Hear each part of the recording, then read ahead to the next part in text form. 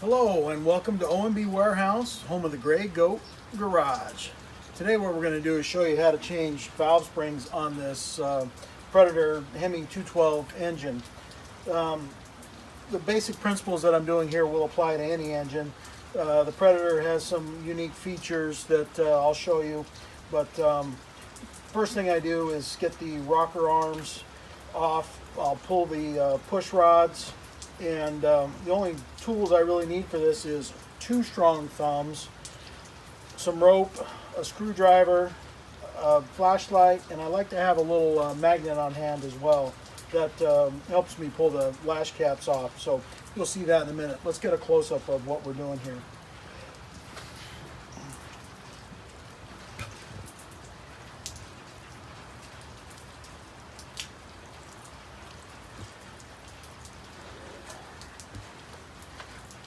If you've seen my other videos, you know I like to pull the blower housing off just so I can rotate this easily. And you can see the rocker arms working now. What I'm going to do first is get the cam on the base circle. So here we are, I'm moving the flywheel and the rocker arms aren't moving. On the Hemi engine, use a screwdriver and carefully pull this C-clip out off the pin that holds the rocker arm. I like to keep all my components together, so I'm going to put these on separate sides of the engine so I can get this done. Then I'll pull a push rod. I've already removed the C-clip from this side so you don't have to see my big fat head in the way. I'll pull these parts off. What I'm going to do now is take my flashlight and get my piston down in the bore a little bit. Then I'm going to take my nylon rope and I'm just going to start jamming some rope in through the spark plug hole. And what we're going to do here is we're going to put a bunch of rope in here, and then I'm going to turn the engine back, and I'm going to use the piston in the cylinder to compress this rope up into the top of the head.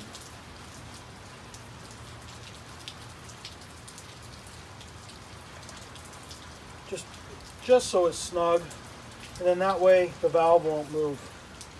Last thing we want to see is this valve dropping down into the cylinder. Then you got to pull the head and fish the valve out, so we don't want that to happen.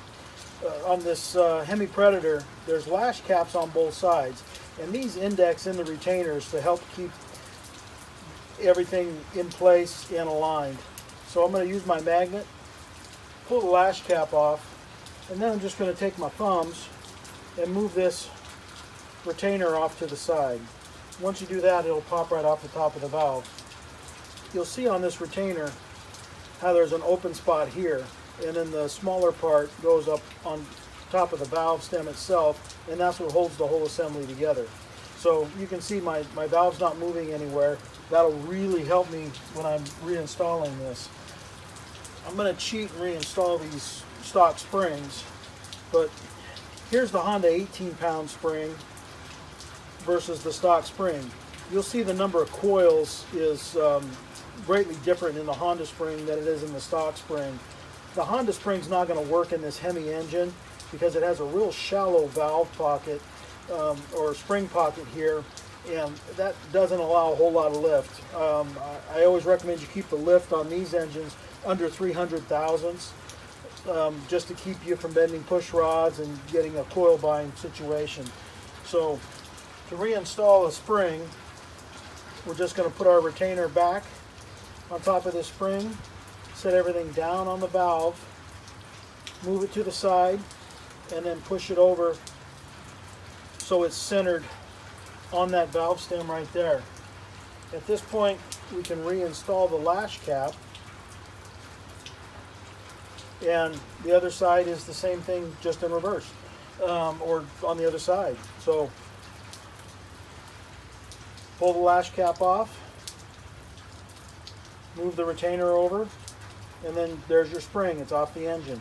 The intake side is the only side that has an oil seal. It's okay for oil to go into the exhaust guide. It helps lubricate that valve as the engine's working. But the intake side may suck in oil, so you'll only see a seal on the intake side. So we're going to put our spring back down in that seat,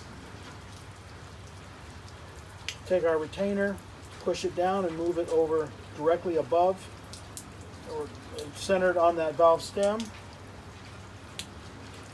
At that point, we can reinstall our lash cap and make sure that it's centered on that retainer.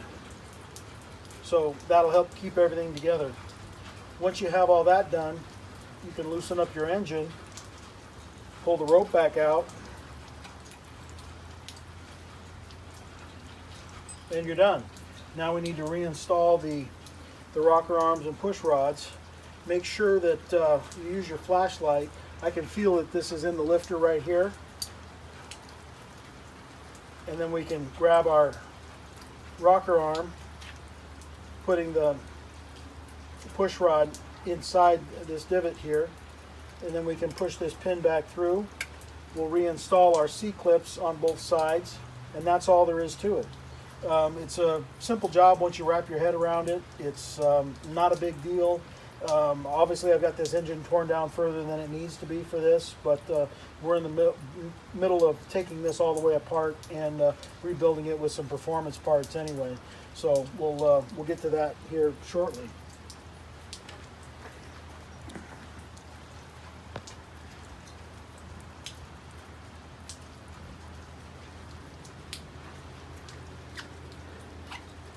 Thank you for stopping by OMB Warehouse and the Gray Goat Garage. Don't forget, you can visit us online at ombwarehouse.com or hang out with the mini bike crazies at oldminibikes.com. A lot of knowledgeable people there, great resource for information about everything mini bikes, trikes, regardless of what you have. We're non-denominational there. Thank you for stopping by OMB Warehouse.